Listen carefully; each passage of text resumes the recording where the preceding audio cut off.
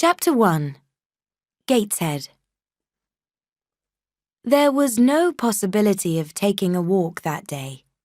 We had, in fact, been wandering in the leafless garden for an hour in the morning, but since dinner the cold winter wind had brought with it such dark clouds and such heavy rain that further outdoor exercise was impossible.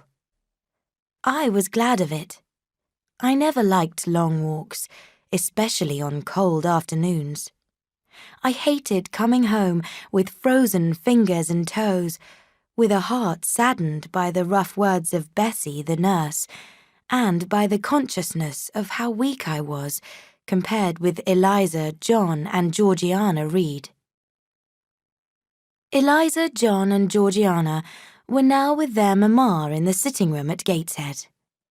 She lay resting by the fireside, and with her loved ones near her, for the moment neither quarrelling nor crying, she looked perfectly happy. She had dismissed me from the group, saying that she was sorry she was forced to keep me at a distance, but that until I tried seriously to develop a more friendly and attractive nature, she really could not allow me to join in the pleasures intended only for happy little children. "But what have I done?" I asked. "Jane, I don't like questions or objections. Children should not speak to those older than themselves in such a way. Sit down somewhere, and until you can speak pleasantly, remain silent." A small breakfast room lay next to the sitting room. I slipped in there. It contained bookshelves, and I soon took possession of a book, making sure that it was one full of pictures. I climbed onto the window seat, and pulling my feet up, I sat cross-legged. I then closed the red curtains so that I was hidden from view. Every picture in the book told a story, often mysterious to my undeveloped understanding, but always deeply interesting. As interesting as the stories of love and adventure that Bessie sometimes began on winter evenings when she happened to be in a good humour. With the book on my knee, I was happy. I feared nothing except interruption, and that came too soon. The voice of John Reed called me. Then there was a silence, as he found the room empty. "Where in the world is she?" he cried. "Lizzie! Georgie!" he called to his sisters. "Jane is not here. Tell Mamma she has run out into the rain, bad creature." It is lucky that I closed the curtain, I thought, and I hoped with all my heart that he would not discover my hiding place. He would not, in fact, have found it by himself, as he was neither sharp-sighted nor intelligent, but Eliza put her head round the door and said, "She is in the window seat, surely, John." I came out immediately, because I trembled at the idea of being dragged out by John. "What do you want?" I asked. "Say, what do you want, Master Reed?" was the answer. "I want you to come here." Seating himself in an armchair, he made a sign to me to move closer and stand in front of him. John Reed was a schoolboy of 14 years, 4 years older than I was. He was large and fat for his age, with an unhealthy skin, unattractive features, and thick arms and legs. He ought now to have been at school, but his mamma had brought him home for a month or two, on account of his delicate health. His schoolmaster said that his condition would improve if he received fewer cakes and sweets from his family, but his mother's heart found such a severe opinion unacceptable, and she preferred to believe that he worked too hard and missed his home. John was not very fond of his mother and sisters, and he hated me. He treated me badly and punished me, not 2 or 3 times a week, nor once or twice a day, but continually. I had no protection from him, The servants did not like to offend their young master, and Mrs. Reed never appeared to see him strike me or to hear him insult me. Having learnt to be obedient to John, I came up to his chair. He spent about 3 minutes in putting out his tongue at me. I knew that he would hit me soon, and while I waited fearfully for the blow, I thought about his disgustingly ugly appearance. I wonder whether he read my mind in my face. Suddenly, without speaking, he struck me sharply and hard. I almost fell, and when I was upright again, I stepped back from his chair. "That is for questioning Mamma," he said, "and for hiding like a thief behind curtains, and for the look you had in your eyes 2 minutes ago, you rat." I was so used to John Reed's insults that I never had any idea of replying to them. My anxiety was about how to receive the blow that would certainly follow. "What were you doing behind the curtain?" he asked. I was reading. "Show me the book." I returned to the window and brought it in silence. "You have no right to take our books. You were a poor relation, Mamma says. You have no money. Your father left you none. You ought to beg and not live here with gentlemen's children like us, and eat the same meals as we do, and wear clothes that our Mamma has to pay for. Now, I'm warning you not to touch my bookshelves again, because they are mine. The whole house is mine, or will be in a few years. Go and stand by the door, out of the way of the mirror and the windows." I did so, not at first realizing his intention. When I saw him lift and balance the book, and stand in the act of aiming it, though, I jumped to one side with a cry of fear. Not soon enough. The book was thrown. It hit me, and I fell, striking my head against the door and cutting it. The cut bled, and the pain was sharp. My fear had by now passed its limit, and other feelings took its place. "Wicked and cruel boy," I said. "You are like a murderer. You are like a slave driver. You are like the evil rulers of ancient Rome." "What? What?" he cried. "Did she say that to me? Did you hear her, Eliza and Georgiana? I'll tell Mamma, but first—" He ran straight at me. I felt him seize my hair and shoulder, but now I was desperate. I really thought him a murderer. I felt a drop or two of blood from my head running down my neck, and my sense of suffering for the moment was stronger than my fear. I fought him madly. I am not sure what I did with my hands, but he called me rat, rat, and screamed loudly. Help was near. His sisters had run for Mrs. Reed, who had gone upstairs. Now she came on the scene, followed by Bessie and by Abbott, one of the servant girls. We were separated. I heard the words, "Oh, what a wicked little thing, to fly at Master John like that! Did anybody ever see such evil passion?" Then Mrs. Reed commanded, "Take her away to the Red Room and lock her in there." 4 hands seized me, and I was carried upstairs. Chapter 2. The Red Room. I fought all the way.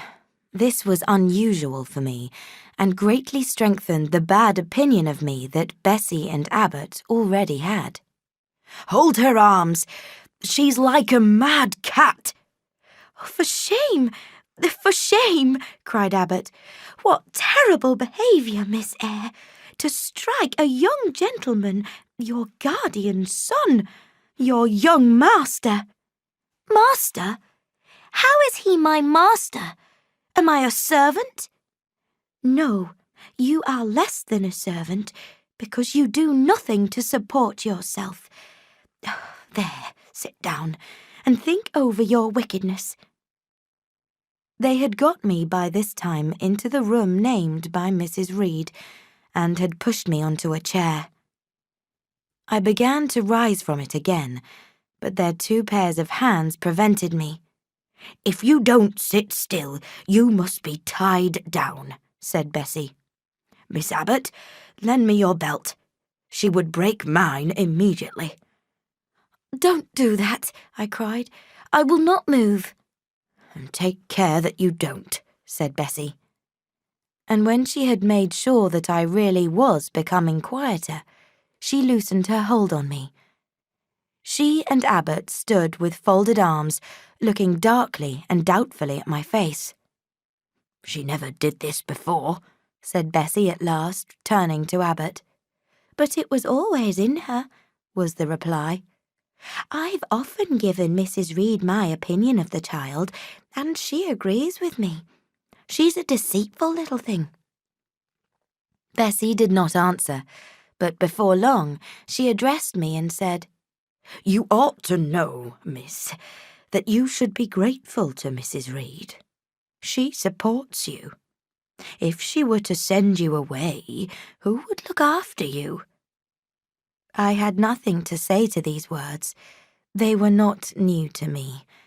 I had heard many suggestions of the same kind before, very painful and wounding to my pride, but only half understood. Abbott joined in. "And you ought not to think yourself equal to the 2 Mrs. Reed and Master Reed, just because Mrs. Reed kindly allows you to be brought up with them. They will have a great deal of money in the future, and you will have none. It is your duty to be grateful, and to behave well." "What we tell you is for your own good," added Bessie in a softer voice. "You should try to be useful and to please them. Then perhaps you will have a home here. But if you become angry and rude, Mrs. Reed will send you away, I am sure." "Besides," said Abbott, "God will punish you. He might strike you dead in the middle of your anger. Oh, come, Bessie, we will leave her. Say your prayers, Miss Eyre, because if you were not sorry for your wickedness, something bad might come down the chimney and take you away." They went, shutting the door and locking it behind them.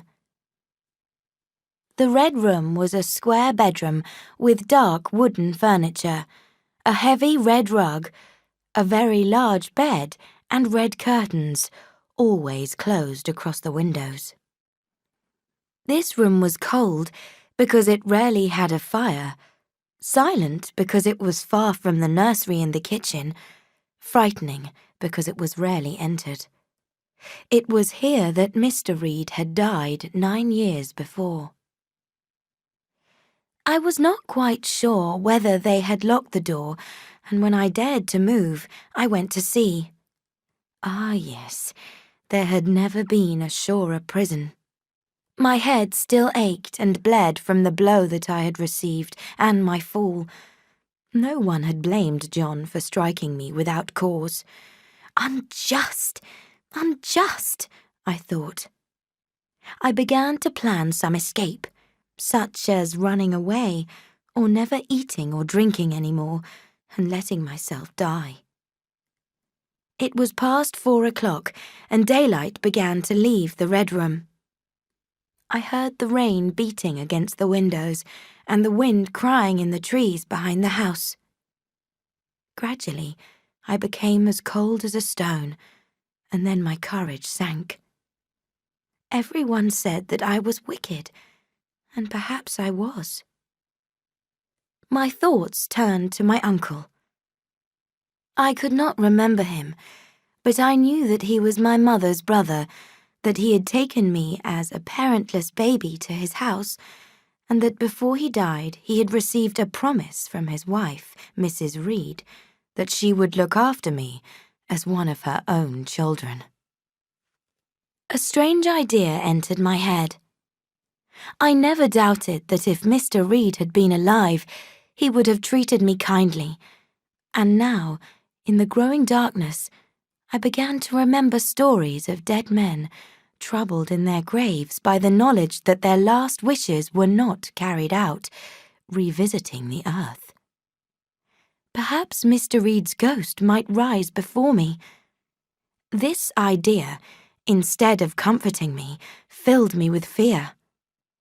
At this moment, a beam of light shone on the wall. Probably it was from a lamp carried outside across the garden, but to my shaken nerves, prepared for terror, it appeared like a sign of someone coming from another world. My heart beat fast. My head became hot. A sound filled my ears, which seemed like the rushing of wings. I ran in despair to the door and shook the lock. Footsteps came hurrying along the outer passage. The key was turned, and Bessie and Abbot entered. "Miss Eyre, are you ill?" said Bessie. "What a terrible noise! It went right through me," cried Abbot. "Take me out! Let me go into the nursery," I begged. "What for? Are you hurt? Have you seen something?" Bessie demanded again. "Oh, I saw a light, and I thought a ghost had come." I had now got hold of Bessie's hand, and she did not take it from me. "She has screamed on purpose," Abbot said in disgust. "And what a scream! If she had been in great pain, there would have been some excuse for it. But she only wanted to bring us all here. I know her wicked tricks." "What is all this?" demanded another voice sharply. Mrs. Reed was coming along the passage. "Abbot and Bessie, I believe I gave orders that Jane Eyre should be left in the Red Room until I came to her myself." "Miss Jane screamed so loud, madam," replied Bessie. "Let her go," was the only answer. "Loose Bessie's hand, child. You cannot succeed in getting out by these means.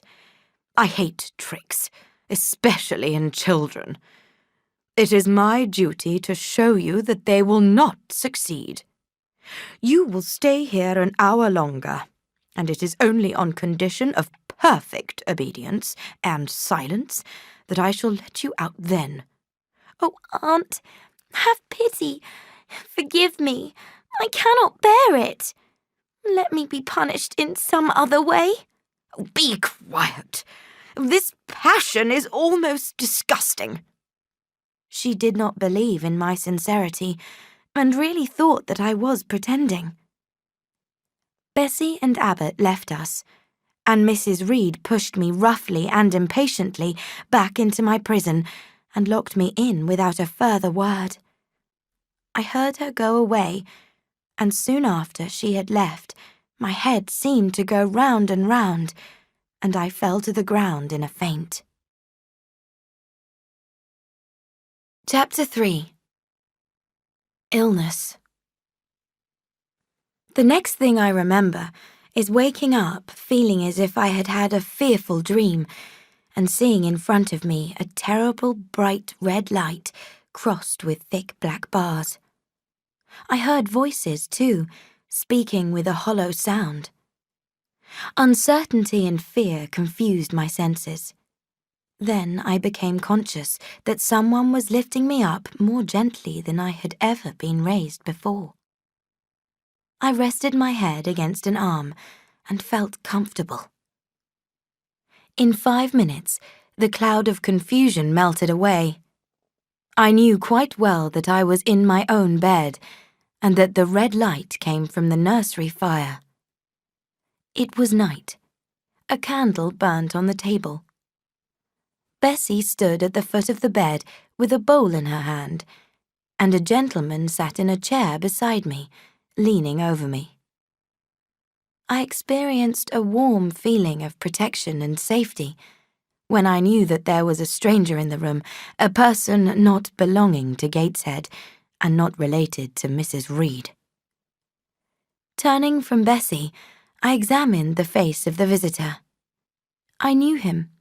It was Mr. Lloyd, who sold medicines, and who was sometimes called in by Mrs. Reed when one of the servants was ill. For herself and her children, she employed a proper doctor. "Well, who am I?" he asked. I spoke his name, offering him my hand at the same time. He took it, smiling and saying, "You will be better soon." He then addressed Bessie, warning her to be very careful that I was left in peace during the night. Having given some further directions, he left, saying that he would call again the next day. "Do you feel as if you could sleep, miss?" asked Bessie, rather softly. I hardly dared answer her, as I feared that her next sentence might be rough. "I will try." "Would you like to drink, or could you eat anything?" "No, thank you, Bessie." "Then I think I will go to bed, but you may call me if you need anything in the night." Bessie went into the room of another servant, which was near. I heard her say, "Sarah, come and sleep with me in the nursery. I daren't be alone with that poor child tonight. She might die. It's strange that she should have fainted so. I wonder if she saw anything. Mrs. Reed was rather too hard on her." Sarah came back with her, and after half an hour of whispering together, they both fell asleep. For me, though, it was a night of wakefulness. Next day I was up and dressed by 12 o'clock and sat wrapped in a rug by the nursery fire. I felt physically weak, but my worst trouble was an indescribable misery of mind. But, I thought, I ought to have been happy, as all the Reeds had gone out in the carriage. Abbott was sewing in another room, and Bessie, as she moved around the nursery at her work, spoke to me now and then with unusual kindness. Then, too, a cake had come up from the kitchen, on a certain brightly painted plate which I had loved for a long time but had been forbidden to touch. This beautiful dish was now placed on my knee, and I was invited to eat. Unfortunately, though, I had no desire to eat. Bessie asked whether I would like a book, and I begged her to fetch Gulliver's Travels from the library. I had read this book again and again with joy, but when it was now placed in my hands, the pictures that had so often given me pleasure, the very large and the very small men, filled my mind with fear. I closed the book. Bessie had now finished tidying and began to sew. At the same time she sang. She had a sweet voice, but the song was a sad one, about an orphan child, and my tears began to flow. "Oh, come, Miss Jane, don't cry," said Bessie as it ended. She might just as well have said to the fire, "Don't burn." Shortly after that, Mr. Lloyd came in. "What? Up already?" he said as he entered the nursery. "Well, nurse, how is she?" Bessie answered that I was doing very well. "Then she ought to look more cheerful. Come here, Miss Jane. You have been crying. Can you tell me why? Have you any pain?" "No, sir." "Oh, I suppose she is crying because she could not go out in the carriage with Mrs. Reed," said Bessie. I answered immediately. "I never cried for such a thing in my life. I hate going out in the carriage. I cry because I am miserable." "Nonsense, miss," said Bessie. Mr. Lloyd appeared a little puzzled. He fixed his eyes on me very steadily. Having looked at me for some time, he said, "What made you ill yesterday?" "She had a fall," said Bessie, again entering the conversation. "Fall? Why, that is like a baby. Can't she manage to walk at her age?" "I was knocked down," was my explanation, drawn from me by my wounded pride. But that did not make me ill. At that moment, a loud bell rang for the servants' dinner. "That's for you, nurse," said Mr. Lloyd. "You can go down." Bessie would rather have stayed, but she had to go because Mrs. Reed was firm that everyone should attend meals on time. "The fall did not make you ill. What did, then?" continued Mr. Lloyd when Bessie had gone. I was shut up in a room where there is a ghost. I saw Mr. Lloyd smile and look puzzled at the same time. "Ghost? So you are a baby after all. You are afraid of ghosts?" Of Mr. Reed's ghost. He died in that room. Neither Bessie nor anyone else will go into it at night, if they can avoid it. It was cruel to shut me up alone without a candle." "And is it that which makes you so miserable?" "I am unhappy for other reasons." "What other reasons? Can you tell me some of them?" How difficult it is for a child to reply to such a question, but how much I wanted to try. For one thing, I have no father or mother, brothers or sisters. "But you have a kind aunt and cousins." But John Reed knocked me down, and my aunt shut me up in the Red Room. Mr. Lloyd looked thoughtful. "Don't you think Gateshead is a very beautiful place?" he asked. "Aren't you very lucky to be able to live here?" "It is not my house, sir, and Abbot says I have less right here than a servant." "But you wouldn't wish to leave such a lovely place." "If I had anywhere else to go, I should be glad to leave it." "Have you any other relations belonging to your father?" "I don't know. I asked Aunt Reed once, and she said that possibly I might have some poor, low relations called Eyre, but she knew nothing of them." "Would you like to go to school?" I considered. I hardly knew what school was. John Reed hated his school and spoke insultingly of his master, but John Reed's opinions were not mine. Bessie's accounts of school rules, based on the experiences of the young ladies of a family where she lived before coming to Gateshead, were rather frightening, but her details of the skills gained by these young ladies were attractive. She spoke proudly of the beautiful paintings of scenery and flowers that they did, of songs that they could sing, of music they could play, of French books that they could translate, until my spirit was moved to jealousy. Besides, school would be a complete change, the beginning of a new life. "I would very much like to go to school," I said at last. "Well, who knows what may happen," said Mr. Lloyd, getting up. As Bessie returned at that moment, he said to her, "Is Mrs. Reed back yet? I would like to speak to her before I go." That night, when Bessie and Abbot sat sewing in the nursery, supposing me to be asleep, I learnt from their conversation that Mr. Lloyd had persuaded Mrs. Reed to send me to school.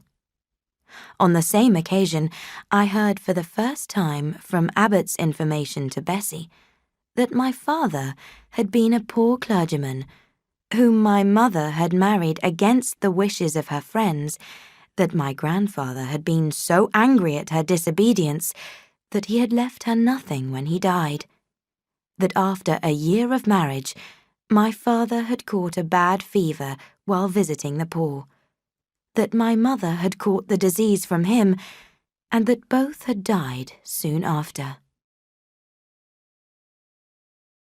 Chapter 4. Mr. Brocklehurst. It was the 15th of January, at about 9 o'clock in the morning.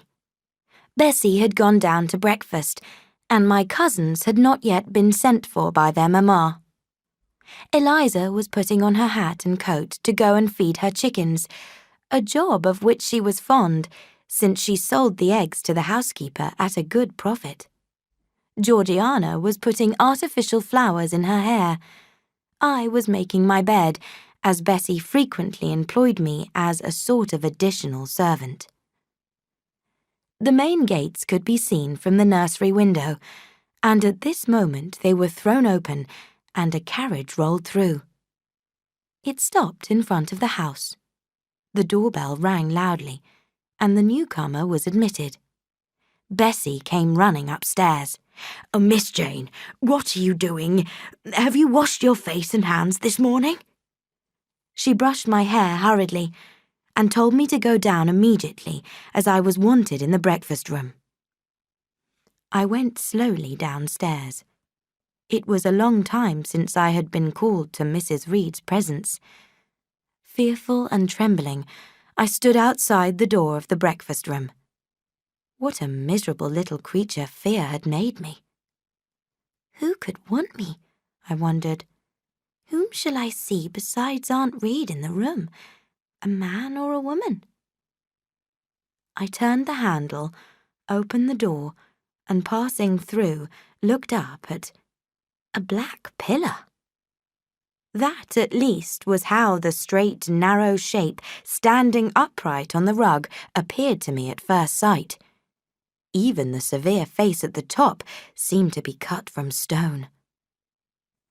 Mrs. Reed was in her usual seat by the fire. She made a sign to me to come closer, saying to the stranger, "This is the little girl about whom I wrote to you." He, it was a man, turned his head slowly, and having examined me, said in a deep, serious voice, "She is small. What is her age?" 10 years. "So much?" he said in surprise. In a while he addressed me. "Your name, little girl?" "Jane Eyre, sir." "Well, Jane Eyre. And are you a good child?" I was silent. Mrs. Reed answered for me with a shake of her head. "There is no sight so sad as a bad child," he continued. "God will punish the wicked. Do you say your prayers night and morning?" "Yes, sir." Mrs. Reed then entered the conversation. "Mr. Brocklehurst, I believe I informed you in the letter that I wrote to you 3 weeks ago that this little girl has not quite the character she ought to have. If you would admit her to Lowood, I would be glad if the teachers would keep a strict eye on her, and, above all, guard against her worst fault, a tendency to deceit." I had good reason to hate and fear Mrs. Reed, because it was in her nature to wound my feelings cruelly. This criticism, made before a stranger, cut me to the heart. I saw that she was doing her best to spoil for me the new life from which I hoped so much. "Deceit is certainly a sad fault in a child," said Mr. Brocklehurst. "She shall be watched, Mrs. Reed. I will speak to Miss Temple and the teachers." "I wish her to be brought up in a manner suited to her future," continued my aunt, "to be made useful. As for the holidays, she will, with your permission, spend them all at Lowood." "Your decisions are wise, madam. Little girl, here is a book. Read especially the part containing an account of the sudden death of Martha, a wicked child who told lies." Shortly after that, he left, and Mrs. Reed and I were alone together. Some minutes passed in silence. She was sewing. I was watching her.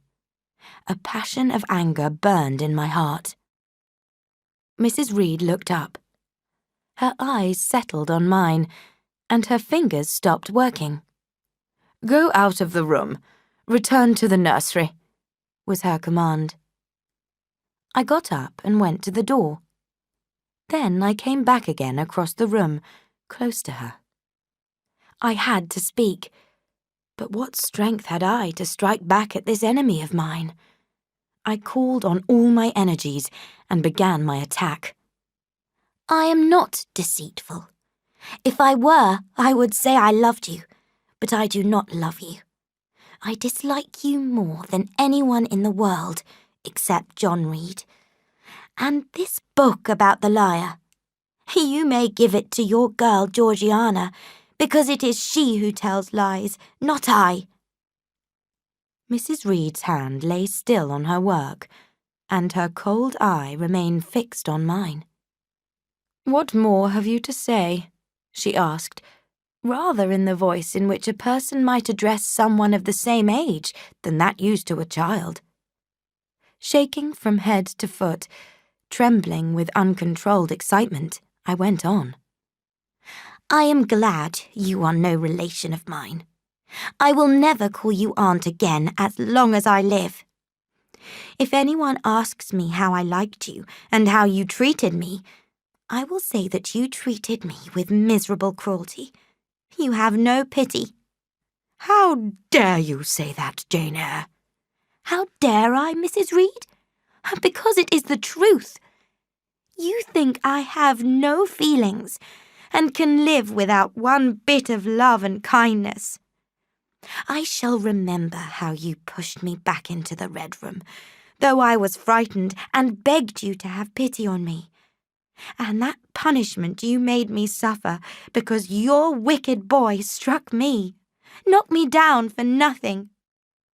People think you are a good woman, but you are bad, hard-hearted. Before I had finished this reply, my soul began to feel the strangest sense of freedom. It was not without cause. Mrs. Reed looked frightened. Her work had slipped from her knee.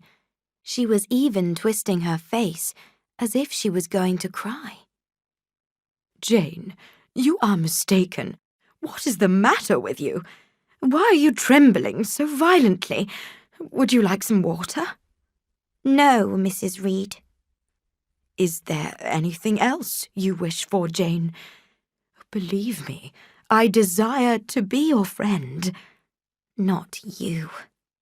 You told Mr. Brocklehurst that I had a bad character, and I will let everyone at Lowood know what you are and what you have done. Jane, you don't understand these things. Children must be corrected for their faults. Deceit is not my fault. But you must admit that you are passionate. Now return to the nursery, my dear, and lie down a little. I am not your dear. Send me to school soon, Mrs. Reed, because I hate to live here. I will certainly send her to school soon, murmured Mrs. Reed to herself, and picking up her work, she suddenly left the room. Chapter 5. A Journey. 5 o'clock had hardly struck on the morning of the 19th of January when Bessie brought a candle into my little room and found me already up and dressed. I was leaving Gateshead that day by a coach that passed the house at 6 o'clock. Bessie had lit a fire in the nursery, where she now began to get my breakfast. Few children can eat when excited at the thought of a journey. I could not. When Bessie had urged me unsuccessfully to take a few spoonfuls of the boiled milk and bread that she had prepared for me, she wrapped up some cake in paper and put it in my bag. Then she helped me to put on my coat and hat, and we left the nursery. As we passed Mrs. Reed's bedroom, Bessie said, "Will you go in and say goodbye to Mrs. Reed?" No, Bessie. She came to my bed last night when you had gone down to supper, and said I need not wake her in the morning, or my cousins either, and she told me to remember that she had always been my best friend. What did you say, miss? Nothing. I covered my face with a sheet and turned from her to the wall. That was wrong, Miss Jane. Goodbye to Gateshead, I cried as we passed through the hall and went out of the front door. It was very dark, and Bessie carried a lamp. The winter morning was wet and cold as I hurried to the gate. My box, which had been carried there the night before, stood ready. It was only a few minutes to 6, and shortly after our arrival there, the distant roll of wheels announced that the coach was coming. There it was, with its 4 horses and its top loaded with passengers. The coachman and the guard loudly urged me to hurry. My box was lifted up, and I was taken from Bessie's neck, on which I hung with kisses. Be sure and take good care of her, she cried to the guard as he lifted me inside. The door was closed. In this way, I was separated from Bessie and Gateshead. In this way, carried away to unknown and, as it seemed to me, far off and mysterious places. I remember very little of the journey. I only know that the day seemed endless, and that we appeared to travel over hundreds of miles of road. We passed through several towns, and in one large one the coach stopped. The horses were taken away to find water, and the passengers got down to eat. I was carried into a small hotel where the guard wanted me to have some food, but I could not manage anything.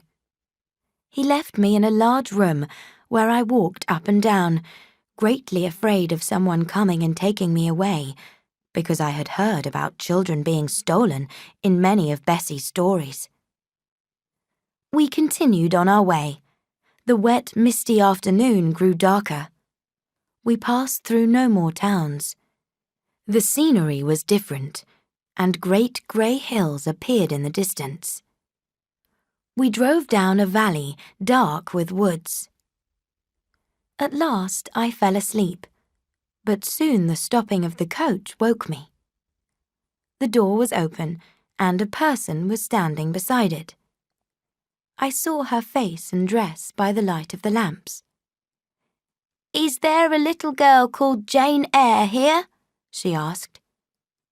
I answered, "Yes," and was lifted out. My box was handed down, and the coach immediately drove away.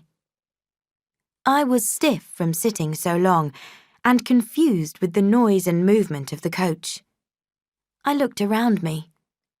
Rain, wind, and darkness filled the air, but I saw faintly in front of me a wall, and a door open in it. Through this door I passed with my new guide. A house with many windows, in some of which lights were burning, could now be seen. We went up a broad path and through a door. Then I was led through a passage into a room with a fire, and left alone. Chapter 6. Lowood Institution. After warming my frozen fingers over the fire, I looked around the room. It was a sitting room, not so grand as the one at Gateshead, but comfortable enough. A tall lady entered, followed by another. "The child is very young to be sent alone," said the first. She looked at me for a minute and then added, "She had better be put to bed soon. She looks tired. Are you tired?" She placed her hand on my shoulder as she spoke. "A little." "And hungry too, no doubt. Let her have some supper before she goes to bed, Miss Miller. Is this the first time you have left your parents to come to school, little girl?" I explained that I had no parents. She asked me how long they had been dead, then my age, my name, and whether I could read, write, and sew a little. Then she touched my face gently with her finger, and saying that she hoped I would be a good child, She dismissed me together with Miss Miller. The lady whom we now left was, as I afterwards learnt, Miss Temple, the head teacher, who was in charge of the school. Miss Miller looked younger and more ordinary. She seemed tired. Led by her, I passed through rooms and along passages until I heard the murmur of many voices and entered a wide, long room with great tables, 2 at each end, on each of which burnt a pair of candles. Seated all round was a collection of girls of every age, from 9 or 10 to 20. They were all dressed in brown. It was the hour of study, and they were preparing their work for the next day. Miss Miller made a sign to me to sit down. Then, walking to the top of the room, she cried out, "Collect the lesson books and put them away."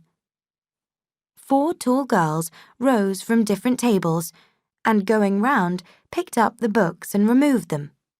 Miss Miller again gave the word of command, "Fetch the supper." The tall girls went out and returned in a short time, each carrying a plate, with pieces of bread arranged on it, and a container of water. The bread was handed round, and those who wanted took a drink of water. When it came to my turn, I drank, as I was thirsty, but I was too tired to eat. When the meal was over, prayers were said, and the classes moved off in order, 2 by 2, upstairs. I could hardly keep awake, and I did not notice what sort of a place the bedroom was, except that, like the schoolroom, it was very long. Miss Miller helped me to undress. Each of the long rows of beds was quickly filled, and in 10 minutes the single light was put out. The night passed rapidly. I was too tired even to dream. When I opened my eyes, a loud bell was ringing. The girls were up and dressing. Daylight had not yet appeared, and a light burned in the room. I, too, rose and dressed. It was bitterly cold. I washed when I found a bowl not in use, which was not for some time, since there was only one for every 6 girls. Again the bell rang. All formed in line, 2 by 2, and in that order went downstairs and entered the cold and badly lit schoolroom. Here prayers were said, and Miss Miller afterwards called out, "Form classes!" A great amount of noise and movement followed for several minutes, during which Miss Miller repeatedly cried, "Silence!" and "Order!" When it had ended, I saw that the girls were arranged in 4 half-circles, each around a table and chair. All held books in their hands, and a large book lay on each table. A pause followed. Miss Miller walked from one class to another, silencing the whisperers. A distant bell sounded. Immediately, 3 ladies entered the room. Each walked to a table, and Miss Miller took the 4th one, round which the smallest children were waiting. I was now called to this lowest class. Work began with a long reading of the Bible. By the time that was over, daylight had come. The bell sounded once more, and the classes marched into another room for breakfast. How glad I was at the thought of getting something to eat. I was now nearly sick from emptiness, having eaten so little the day before. The dining-room tables were set with steaming bowls of something hot, but to my disappointment, the smell was not inviting. I saw universal signs of misery, and from the front, the tall girls in the first class began to murmur. "Disgusting! The soup is burnt again." A prayer was said. Then a servant brought in some tea for the teachers, and the meal began. Violently hungry, and now very faint, I eagerly ate a spoonful of my soup without thinking of the taste. But when I had satisfied the first sharpness of hunger, I could eat no more. All around me, the spoons moved slowly. I saw each girl taste her soup and try to swallow it, but in most cases the attempt was soon ended. When another prayer had been said, we returned to the schoolroom. I was one of the last to go out, and as I passed the tables, I saw one teacher take a bowl of the soup and taste it. She looked at the others.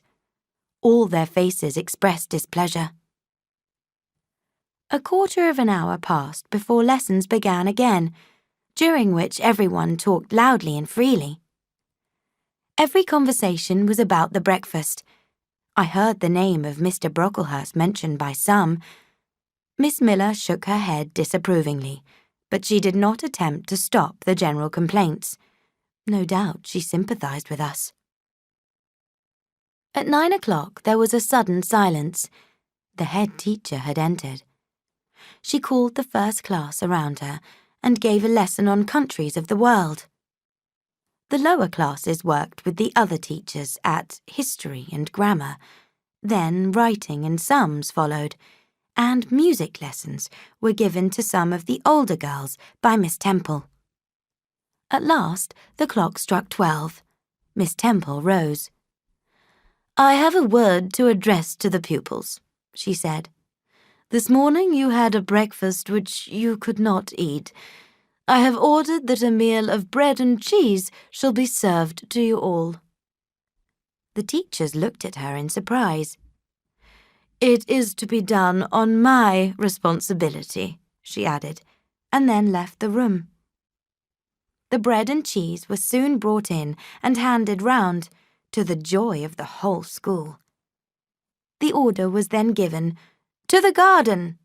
Following the crowd, I found my way out of doors. The garden was a wide enclosure with high walls around it. A middle space was divided into a number of little squares, which were given to each pupil as gardens to look after. When they were full of flowers, they would no doubt look pretty, but now it was winter. The stronger girls ran about and played games, but many pale and thin ones crowded together for shelter and warmth in a covered place at the end, and I often heard these coughing in the misty air. I had not yet spoken to anyone, and no one took any notice of me. I stood there feeling lonely enough, but I was used to being apart from others. I leaned against a pillar of the shelter and watched, trying to forget the cold. I looked up at the house. Over the door, the following words were cut in stone. Lowood Institution. This school was built by Naomi Brocklehurst of Brocklehurst Hall. I read these words several times, and as I did so, a cough sounded behind me. I turned my head and saw a girl sitting on a stone seat reading. While turning over a page, she happened to look up, and I said to her directly, "Is your book interesting?"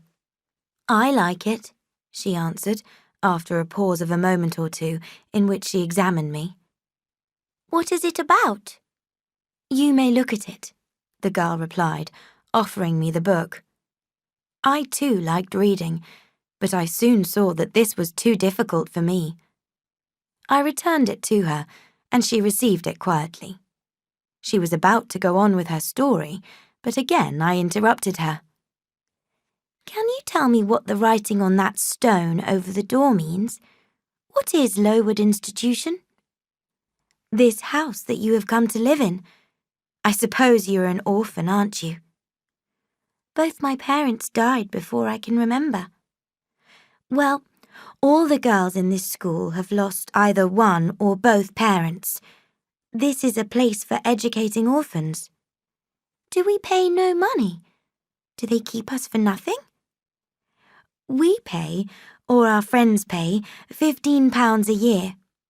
It is not enough, and the rest is supplied by generous ladies and gentlemen in this neighbourhood and in London." "Who is Naomi Brocklehurst?" The lady who built most of this house, and whose son controls and directs everything here. Then this house does not belong to the tall lady who said we could have bread and cheese? To Miss Temple? Oh no, I wish it did. She is responsible to Mr. Brocklehurst for everything that she does here. Mr. Brocklehurst buys all our food and clothes. Is he a good man? He is a clergyman. Do you like the teachers? Well enough? I asked about their names and characters, how long she had been at the school, and last of all, whether she was happy there. You ask rather too many questions. Now I want to read. But at that moment the bell rang, and we all re-entered the house. Dinner was served in 2 large metal dishes, from which came a strong smell of bad fat, not much better than that at breakfast time. The mixture was made up of greyish potatoes and strange bits of fatty brown meat cooked together. I ate what I could, and wondered whether meals would be like this every day. After dinner, there were more lessons until 5 o'clock. The only event of the afternoon was that I saw the girl with whom I had talked dismissed from a history class and sent to stand in the middle of the large classroom. The punishment seemed to me deeply wounding to one's pride, and especially for such a big girl. She looked 13 years or more. To my surprise, she neither cried nor turned red with embarrassment. How can she bear it so quietly? I asked myself. She looks as if she were thinking of something beyond her punishment. She is in a world of private dreams, not here with us. I wonder what sort of a girl she is, good or bad. Soon after 5 o'clock, we had another meal. This was a cup of coffee and half a piece of brown bread. I ate eagerly, but I remained hungry. Half an hour's play followed, then study, then the cup of water and piece of bread, prayers and bed. That was my first day at Lowood. Chapter 7. Helen Burns. The next day began as before, with getting up and dressing before sunrise, but this morning it was so cold that we were unable to wash, since the water was frozen in the bowls. Before the long hour of Bible reading was over, I thought I would die of cold. Breakfast time came at last, and this morning the soup was not burnt. The quality was satisfactory, but the quantity small. How I wish that my share were doubled. In the course of the day, I began to work as a member of the 4th class. At first, because I had not been used to learning by heart, the lessons seemed to me both long and difficult. The frequent change from one subject to another also confused me, and I was glad when at about 3 o'clock in the afternoon, Miss Smith put some sewing into my hands and sent me to a quiet corner of the schoolroom. At that hour, most of the others were also sewing, but one class still stood round a teacher reading, and the room was quiet. The subject of their lesson could be heard, together with the answers of the pupils and the remarks of the teacher. It was history, and I noticed my companion of the day before at the top of the class, until, for some mistake, she was sent right to the bottom.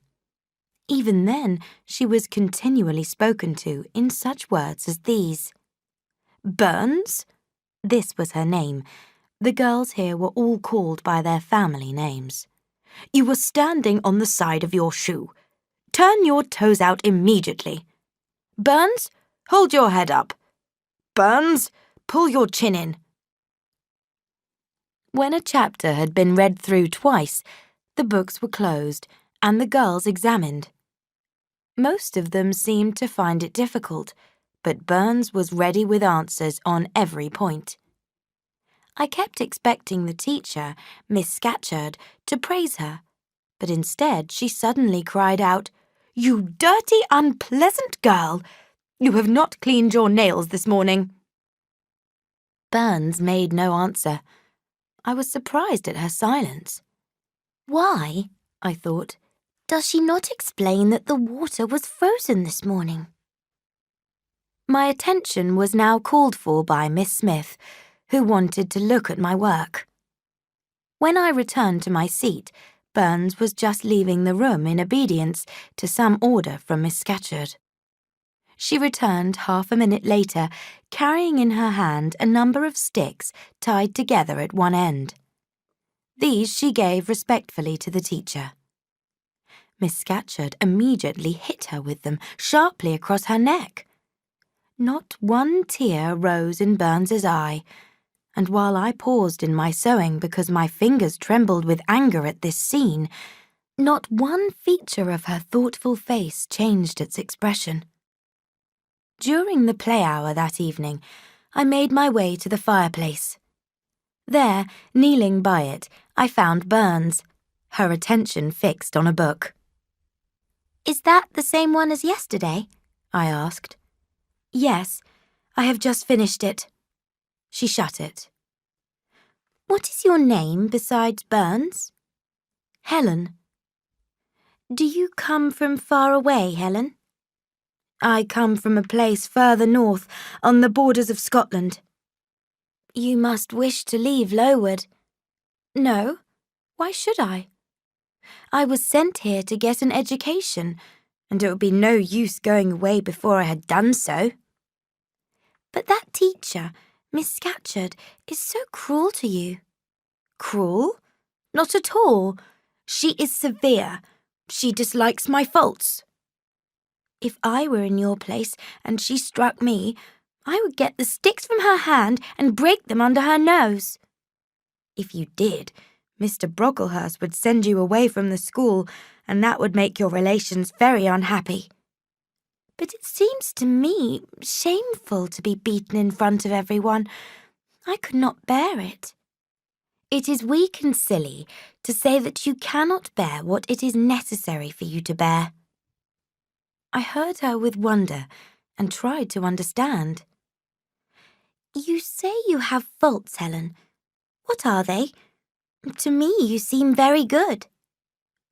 "I am, as Miss Scatcherd says, careless and untidy. I rarely keep things in order.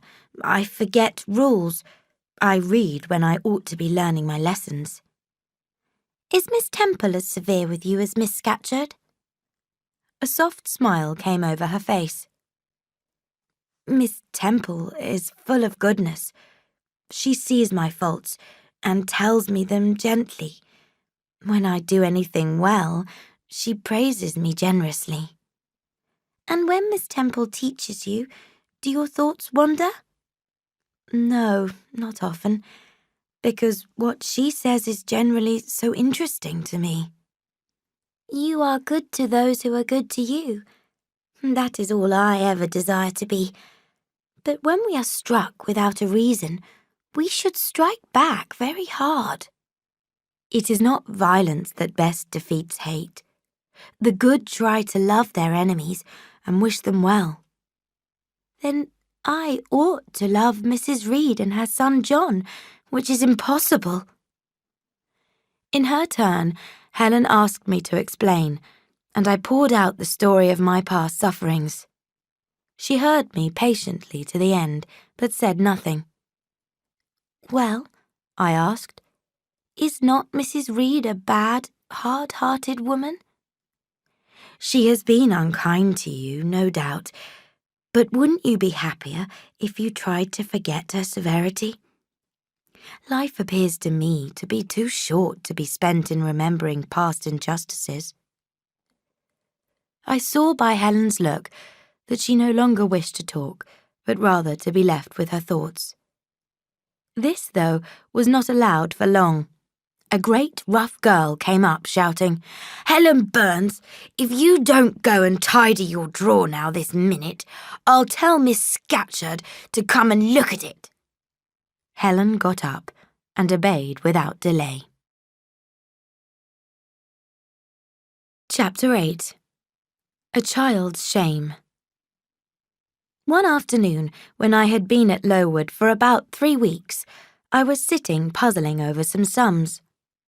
Suddenly, the whole school, including the teachers, rose, and I saw standing beside Miss Temple the same black pillar that had looked at me so severely in the breakfast room at Gateshead. All this time, I had been fearing the coming of Mr. Brocklehurst and the carrying out of his promise to Mrs. Reed. Now he was speaking in a low voice to the head teacher. I wish the woolen socks to be looked after better. When I was here last, I examined the clothes hanging out to dry. There were many large holes in the socks. They should be mended immediately and well. Your directions shall be attended to, sir, said Miss Temple.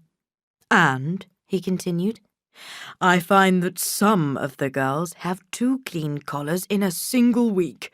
It is too much. The rule limits them to 1. I think I can explain how that happened, sir. 2 of the pupils were invited to go to tea with some friends last Thursday, and I gave them permission to put on clean collars for the occasion. Well, for once it may be allowed, but please do not let it happen too often. And there is another thing which surprised me. I find, in looking at the accounts with the housekeeper, that a meal of bread and cheese has been served out to the girls during the last month. How is this? No such meal is mentioned in the school rules. Who introduced this change? And on whose orders? I must be responsible for the action, sir, replied Miss Temple. The breakfast was so badly cooked that the pupils could not possibly eat it. I dared not allow them to remain without food until dinner time. Madam, you know that my plan in bringing up these girls is not to make them used to habits of rich living. If there should be any little accidental spoiling of a meal, they should be encouraged to suffer hunger without complaint. Miss Temple looked straight in front of her. Her face showed nothing of her feelings. At the same time, Mr. Brocklehurst, with his hands behind his back, let his eyes travel over the whole school. Suddenly, he closed them for a moment, as if they had met something that shocked them. Turning back to the head teacher, he spoke more rapidly than before. Miss Temple, has that girl got curled hair? Red hair, curled all over? And he pointed with his stick. His hand shook as he did so. Julia's hair curls naturally, replied Miss Temple quietly. I have again and again stated that I desire the girl's hair to be arranged plainly, close to the head. Miss Temple, that girl's hair must be cut off. And I see others who have far too much. Tell the whole of the first class to turn their faces to the wall. Miss Temple pressed her lips firmly together, as if to hide a smile that was forming there. Leaning back a little in my seat, I could see the dissatisfied looks on the girls' faces. Mr. Brocklehurst examined the backs of their heads for 5 minutes, and then gave the order. All that hair must come off. Miss Temple seemed about to object, but she was interrupted by the arrival of 3 other visitors, ladies dressed in silks and furs. They ought to have come a little sooner to have heard the gentleman's remarks, since their own hair was arranged in flowing curls. These ladies were the wife and daughters of Mr. Brocklehurst. They had been examining the bedrooms and had many complaints to make to Miss Temple about those. Until now, while watching the scene before me with the greatest interest, I had not failed to think of my personal safety. I had sat well back on my seat and had held my book in such a manner as to hide my face. I might have escaped notice if my book had not happened to slip from my hand. It fell with a loud crash, and immediately attracted every eye to me. "A careless girl," said Mr. Brocklehurst. "It is the new pupil, I see. I must not forget that I have a word to say about her. Let the child come forward." I could not have moved by myself, but two older girls set me on my legs and pushed me towards the terrible judge. "Fetch that chair and place the child on it." It was a very high one, and I was now on a level with Mr. Brocklehurst's face. "Ladies," he said, turning to his family, "Miss Temple, teachers, and children, you all see this girl? She is very young. Who would think that she was already a servant of the devil? You must keep away from her. Avoid her company. Do not play with her or speak to her. Teachers, you must watch her. Examine carefully her words and actions. This girl, this child, is a liar." Now there was a pause, during which all the female Brocklehursts shook their heads and said, "How shameful!"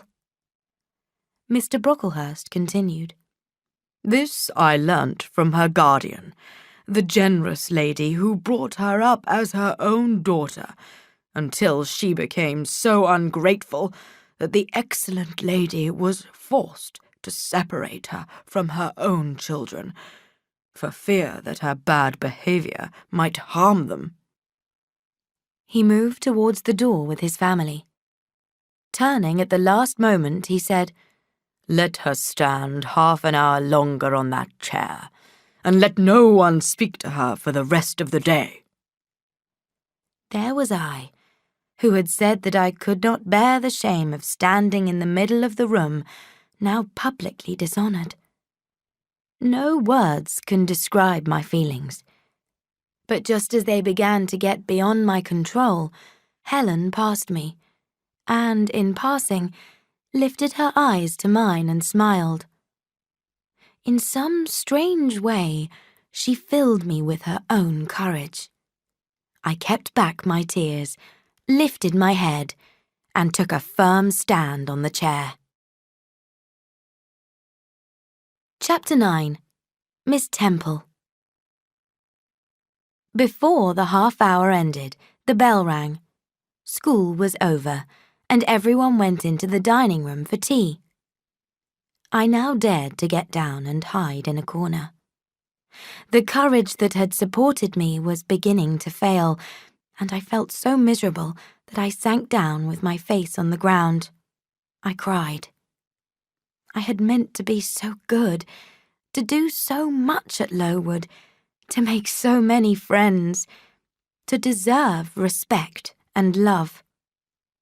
Already I had made progress in class and received praise from my teachers, and I was well liked by the other pupils and treated as an equal by those of my own age. But now all hope was over, and I could only wish to die. Someone came close. It was Helen Burns, bringing me my coffee and bread. "Come, eat something," she said. But I pushed both away from me and continued to cry loudly. "Helen, why do you stay with a girl whom everybody believes to be a liar and whom everyone scorns?" "Jane, you are mistaken. Probably no one in the school either dislikes or scorns you. Many, I am sure, pity you." "How can they, after what Mr. Brocklehurst has said?" "Mr. Brocklehurst is not a god. He is not even a great and admired man. He is not much liked here. If he had shown you any special preference, you would have made enemies. As it is, most of the girls would offer you sympathy if they dared. Teachers and pupils may look coldly at you for a day or two, but there are friendly feelings in their hearts. Besides, Jane," she paused. "Well, Helen?" "If all the world hated you and believed you to be wicked, While you knew in your heart that you had done nothing wrong, you could still hold up your head. I was silent. Helen had calmed me. Resting my head on her shoulder, I put my arm around her waist. We had not sat like this for long when Miss Temple came in. "I came on purpose to find you, Jane Eyre," she said. "I want you in my room, and as Helen Burns is with you, she may come too." We followed her into her sitting room, where she called me to her side. "Is it all over?" she asked, looking down at my face. "Have you cried your sorrow away?" "I shall never do that." "Why?" "Because I have been wronged, and you and everybody else will think that I am wicked." "We shall think you what you prove yourself to be, my child. Continue to behave like a good girl, and you will satisfy us." "Shall I, Miss Temple?" "You will. Now, Jane, you know that when a criminal is tried, he is always allowed to speak in his own defense. You have been charged with telling lies. Defend yourself to me as well as you can. Say whatever your memory suggests to be true, but add nothing." Encouraged by this, I thought for a few minutes, and having planned my story carefully, I told her the history of my childhood. As I went on, I felt that she fully believed me. In the course of the story, I mentioned that Mr. Lloyd had come to see me during my illness, and when I had finished, Miss Temple looked at me for a few minutes in silence. She then said, "I know something of Mr. Lloyd. I shall write to him. If his reply is satisfactory, you shall be publicly cleared of the charges against you. To me, you are cleared now." She kissed me, and still keeping me by her side, where I was happy to stand, went on to address Helen Burns. "How are you, Helen? Have you coughed much today?" "Not quite so much, I think." "And the pain in your chest?" "It is a little better." Miss Temple looked thoughtful for a few minutes, then rang the bell and ordered tea. Having invited Helen and me to come to the table and drink, she unlocked a cupboard and brought out a good-sized cake. She looked on with a satisfied smile as we enjoyed the food, such a rare treat for us. After tea, she again invited us to the fire. We sat on either side of her, and I listened with respect and admiration to the conversation between her and Helen. The meal, the bright fire, the presence of her dearly loved teacher seemed to have excited Helen and broken down her silence. Her fine features came to life, and her intelligent eyes flashed as she and Miss Temple spoke of things that I had never heard of nations and times in the past, of countries far away, of books and writers. What stores of knowledge they possessed! How many books they had read! All too soon, the bell rang for bedtime. No delay could be allowed. Miss Temple kissed us both, saying as she did so, "God keep you, my children." About a week after these events, Miss Temple called the school together, announced that an inquiry had been made into the charges against Jane Eyre, and stated that she was most happy to be able to inform everyone that she had been completely cleared. The teachers then shook hands with me, and a murmur of pleasure ran through the rows of my companions. With this heavy load off my mind at last, from that hour I set to work once more. I studied hard and was rewarded with success. My memory improved, and in a few weeks I was moved to a higher class. In less than 2 months, I was allowed to begin French and drawing. My desire to improve myself became stronger, and, in spite of the hardness of my life, I would not have exchanged Lowood for all the comforts of Gateshead. Chapter 10. Death. As spring progressed, the discomforts of Lowood lessened. The nights were not so bitterly cold. The snows melted. The sharp winds became gentler. We could now enjoy the play hour that we spent in the garden. On Thursday afternoons, half holidays, we now went for walks, and I learnt for the first time to take pleasure in fine scenery, in the hills that enclosed our wooded valley. Trees, flowers, and the rushing streams all filled me with joy. But although the neighbourhood was pleasant, it was unhealthy. Before May arrived, a fever had attacked the crowded schoolroom and turned the orphanage into a hospital. Too little food and unattended colds had made most of the pupils weak, so they caught the disease easily. 45 out of the 80 girls lay ill at one time. Classes were broken up, rules were forgotten. The few who remained well were allowed almost unlimited freedom, because the doctor insisted on the necessity of frequent exercise to keep them in good health. Miss Temple's whole attention was taken up by the sick. Some girls were fortunate enough to have friends and relations prepared to remove them from danger. The teachers were fully occupied in helping them to pack and leave. Many left only to die. But I, and the rest who continued to be healthy, did what we liked and went where we liked. Mr. Brocklehurst and his family never came near Lowood now. We lived for whole days out of doors. And where at this time was Helen Burns? Helen Burns was ill. For some weeks she had been removed from my sight to some room upstairs. She was not, I was told, in the same part of the house as the girls with fever, since her illness was a disease of the lungs.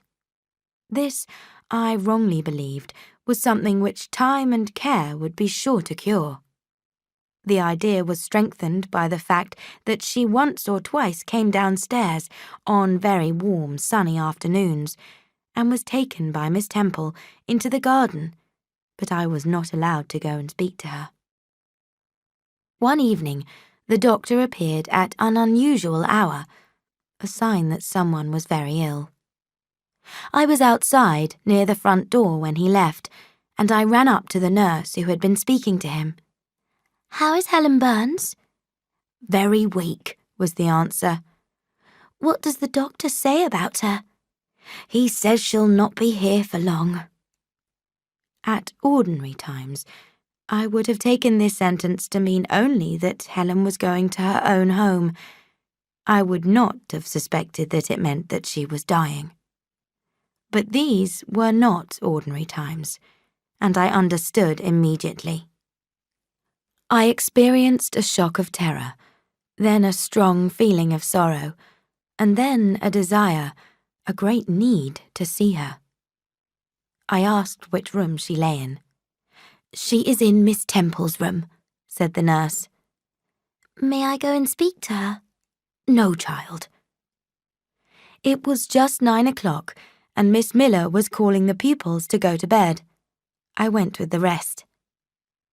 2 hours later, I rose softly and walked quietly through the building in search of Miss Temple's room. It was at the other end of the house, but I knew my way. I passed quickly by the fever room, fearing that the nurse who was sitting up all night might hear me. Close by Miss Temple's bed stood a smaller one. I saw the shape of a body under the bedclothes. The nurse to whom I had spoken in the garden was sitting in a chair, asleep. Miss Temple was not to be seen. I learnt afterwards that she had been called to the bedside of another girl.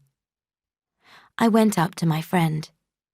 "Helen," I whispered softly, "are you awake?" She moved slightly, and I saw her calm, pale face. "Is it you, Jane?" she asked, in her own gentle voice. "Oh," I thought, "she is not going to die. They are mistaken. She could not speak and look so calmly if she were." "Why have you come here, Jane? It is past 11 o'clock. I heard the clock strike a few minutes ago." "I came to see you, Helen.